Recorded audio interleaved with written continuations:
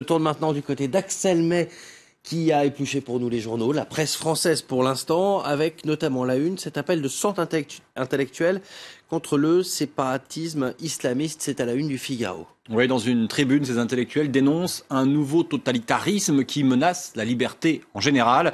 De l'historien Pierre Nora à l'ex-ministre Bernard Kouchner, en passant par l'écrivain Yann Kefelec, ces personnalités françaises critiquent un islamisme qui cherche à gagner du terrain et à passer pour une victime de l'intolérance. Face à ces replis identitaires, les signataires de la tribune en appellent au socle républicain commun qu'est la laïcité. Le Figaro donne l'exemple de la ville de Sarcelles dans le Val d'Oise où, je cite, « Malgré la vigilance des habitants, l'islamisme a réussi à s'implanter ». Pour le député socialiste et ancien maire de Sarcelles, François Pupponi, ce début d'implantation est assumé, identifié par tous et par les services de renseignement. Mais l'État ne fait rien pour éviter la catastrophe annoncée. Un habitant de Sarcelles témoigne, désolé, avant il n'y avait pas de barbus dans la ville, il y avait des musulmans. C'est dans ce contexte que le gouvernement a présenté son plan national de lutte contre le racisme. Ce plan reprend en réalité plusieurs mesures d'un plan présenté il y a 3 ans, mais dont de nombreuses mesures étaient restées sans suite, résume Libération. Il s'agit cette fois, et notamment, de renforcer le contrôle et la sanction des propos haineux tenus sur Internet. C'est un nouveau coup de collier du Premier ministre, estime le journal marqué à gauche.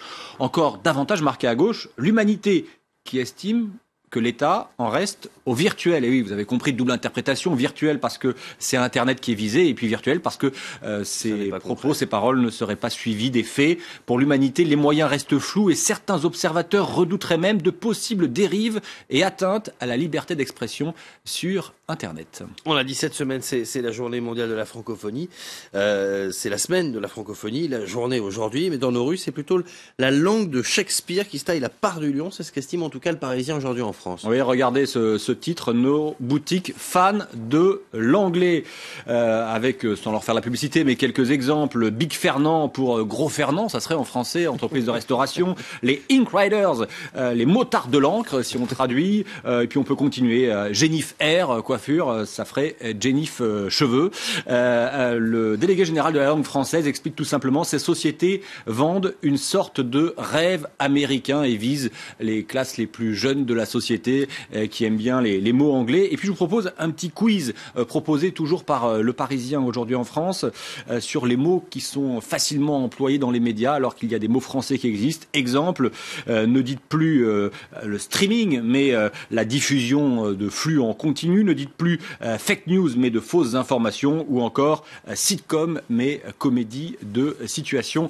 Voilà pour quelques-uns de ces mots de ce quiz que vous pouvez trouver dans Le Parisien aujourd'hui en France. Et finalement, est-ce que c'est à la France de défendre la francophonie ? Ah, vaste question qui est la vôtre. Et justement, c'est celle que se pose La Croix dans ses pages débat. Et la réponse est plutôt non. En gros, la francophonie, ce n'est pas la France. Il faudrait que la France joue collectif et qu'elle s'affranchisse de l'idée que la langue est un bras armé de sa diplomatie. Car, explique La Croix, quel intérêt auraient les autres pays francophones à soutenir une politique au service, avant tout, de la France ? Allez, une citation maintenant, je suis prêt à prendre des coups de partout. Oui, vous avez intérêt à dire c'est une citation, et c'est Didier Deschamps qui s'exprime dans une longue interview accordée à Nice Matin, à moins de 3 mois du coup d'envoi de la Coupe du Monde de football en Russie, car le poste de sélectionneur n'est pas un long fleuve tranquille. Et dans cette interview, comme souvent c'est un peu langue de bois, mais il parle de ses causeries avant les matchs. Si je fais une causerie avant un match important et que je dis « les gars, ce soir, tranquille, serein », et que j'ai des gouttes de sueur qui me tombent sur le front, ce n'est pas un bon message. Oui, un entraîneur peut avoir des doutes. L'essentiel est de ne pas montrer ses doutes, explique Didier Deschamps dans Nice Matin. On peut toujours dire des causeries. On l'oublierait presque quand on regarde la neige par endroits à l'extérieur de France 24, mais c'est déjà le printemps. Oui, car nous sommes et non, pas le 21 mars, le 20 mars. Et oui, la date communément admise pour le début du printemps correspond au 21 mars. Cette année, c'est le 20.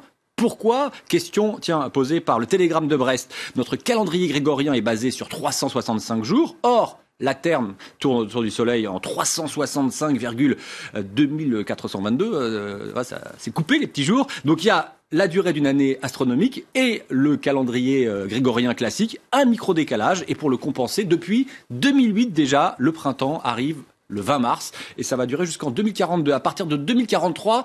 Ça sera le 19 mars, notez-le sur votre calendrier. C'est déjà noté. Merci beaucoup Axel pour cette revue de presse.